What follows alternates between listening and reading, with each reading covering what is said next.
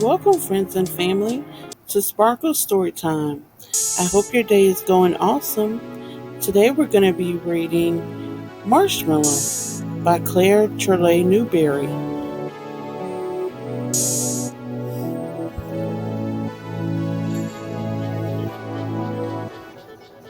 Marshmallow.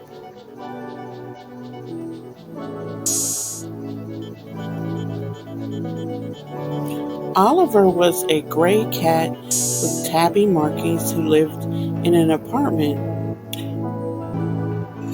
Many a cat has to catch his dinner before he can eat it, but Oliver was lucky. He was hungry. When he was hungry, all he had to do was mention the fact to Miss Tilly, and she would open the refrigerator and get out his liver or chopped beef.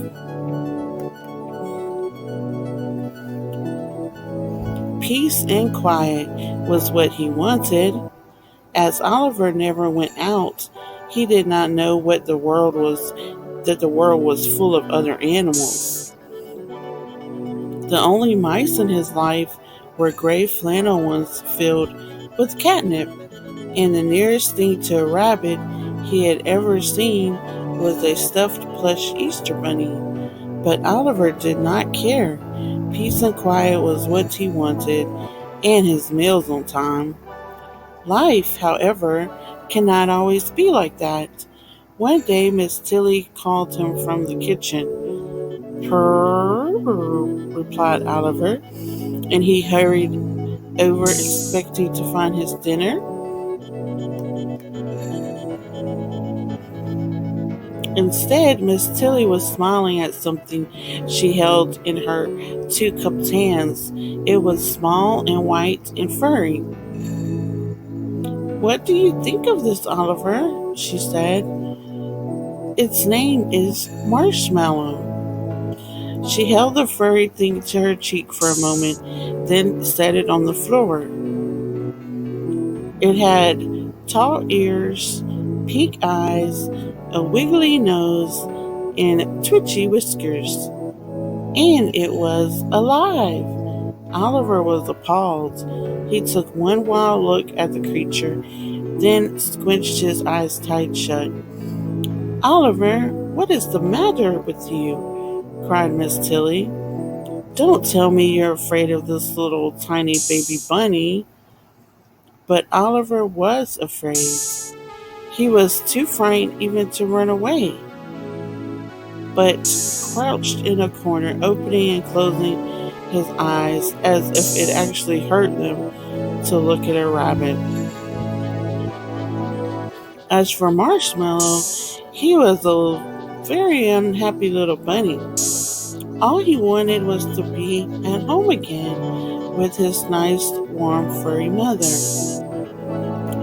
If he had been a kitten, he would have mewed. If he had been a puppy, he would have howled. If he had been a baby, he would have cried his eyes out. But being a bunny, he just sat still and felt sad.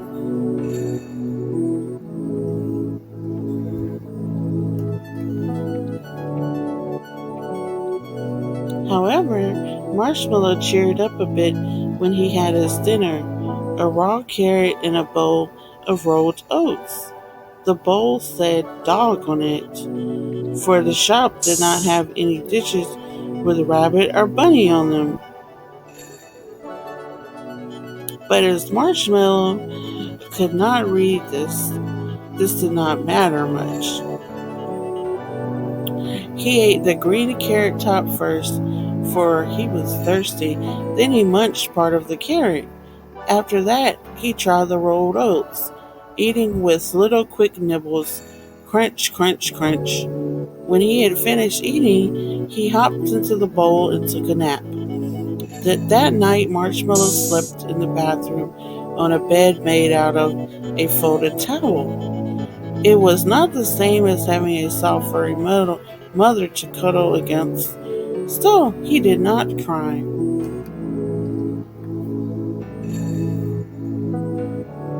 Nor did he howl for his breakfast the next morning. If only you were nice and quiet like that, Oliver, yawned Miss Tilly when Oliver woke her with frantic scratchings and meowings at her bedroom door. Miss Tilly warmed some chopped beef for him, gave Marshmallow another carrot, and made herself some coffee and toast. Then she sat down at her typewriter and wrote a poem in praise of rabbits. A bunny is a quiet pet. A bunny is the best thing yet. A bunny never makes a sound. A bunny's nice to have around. Puppies whimper, bark, and growl. Kittens mew, and tomcats yowl. Birdies twitter, chirp, and tweet.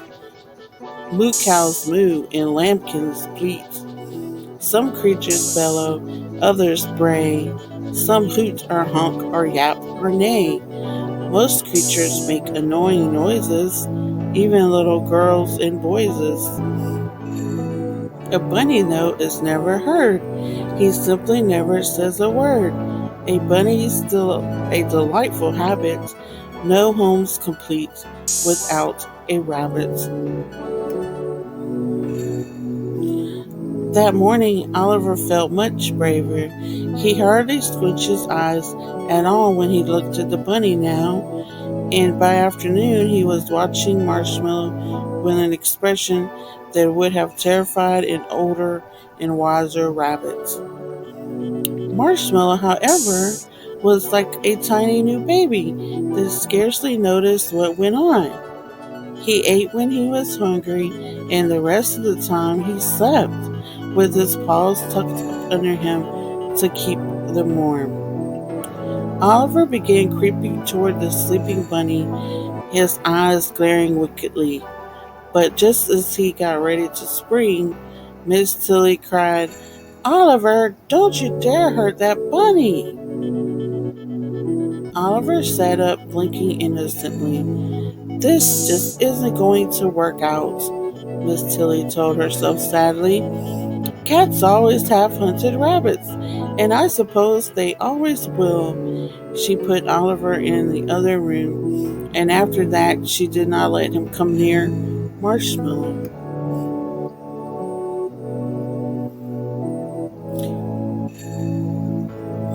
Marshmallow began to notice more. Soon Marshmallow began lolloping about the apartment, sniffing things and then tasting them, and nearly everything seemed to taste pretty good. He nibbled the rugs, working very hard in one place until he gnawed a little bare spot before moving on. He stood on his hind legs and yanked books out of the bookcase. He chewed the chair and table legs, and every time Miss Tilly sat down for a moment, he came hopping up cheerfully to untie her shoelaces. He was a very busy little bunny. Miss Tilly was surprised to find that he nibbled so many things besides carrots. She wrote another poem on her typewriter, which she called "A Solemn Warning to Rabbit Lovers." A bunny nibbles all day long. A bunny doesn't think it's wrong. He nibbles mittens, mufflers, mops. He only pauses when he hops. He nibbles curtains, lamp cord, shoes. He only stops to take a snooze. Sofa, pillow, ribbons, rugs. He takes a mouthful, then he tugs. Galoshes, boxes, books, and string. A bunny nibbles everything. One afternoon, Miss Tilly stayed out later than usual. When Oliver woke from his nap, there was no dinner waiting for him, so he trotted to the door of the other room and said, "Brrr." There was no answer, but he could hear odd sounds in the next room, small scuffling noises that caused his eyes to widen and his ears to point suddenly forward. These sounds were made by Marshmallow's little feet as he went lippity-lippity around the room. Marshmallow had discovered Miss Tilly's old plush Easter bunny and had thoroughly nibbled its whiskers. Now he was just frolicking about the room and kicking up his heels for sheer joy of being alive. Oliver was listening and sniffling, while his eyes grew bigger and bigger. Purr, he said again, and scratched impatiently at the door. When this did no good, he stood up on his hind legs and patted the doorknob. Finally, he reached up both forepaws, and with one on each side of the knob, he worked it this way and that. At last, there was a small click. The door swung open, and Oliver padded silently into the next room. And there was that rabbit, skipping about as if he hadn't a care in the world.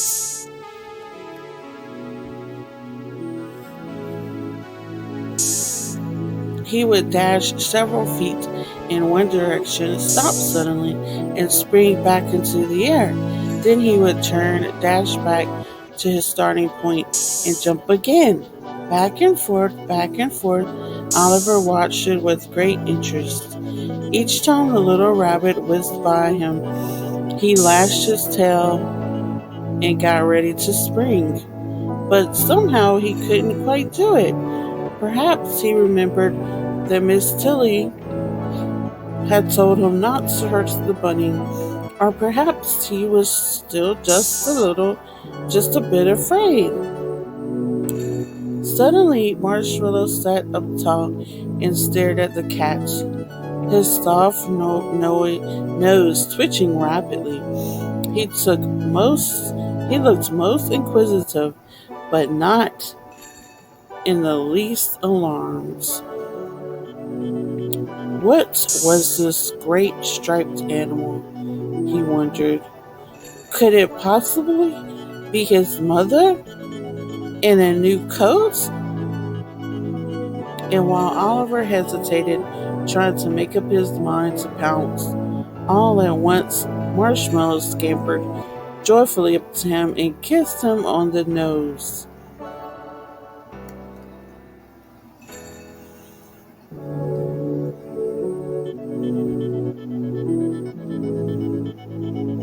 Marshmallow shut his eyes and snuggled close, blissfully happy to have found another furry animal.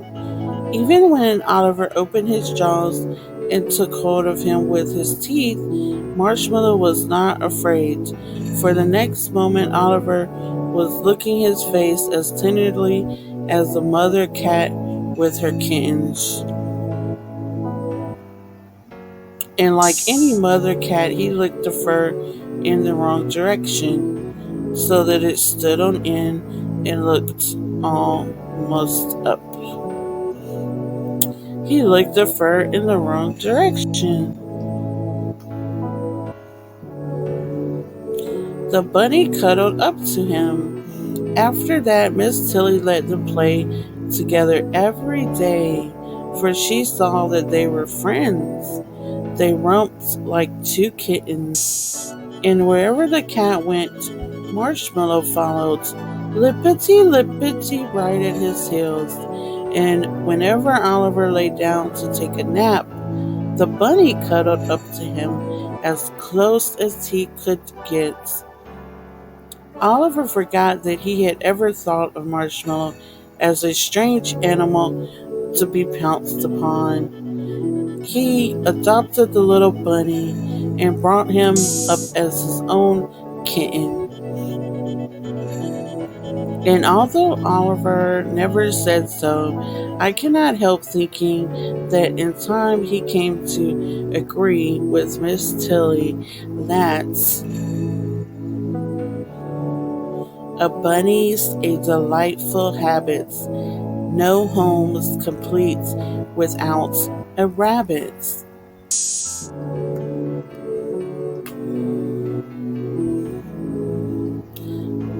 Brighten your home with a bunny. He's fat, he's frisky, he's funny. He's soft, he's downy, he's cute, he's clowny. Oh, brighten your home with a bunny. The end. Thank you for watching. And remember, every day is a gift.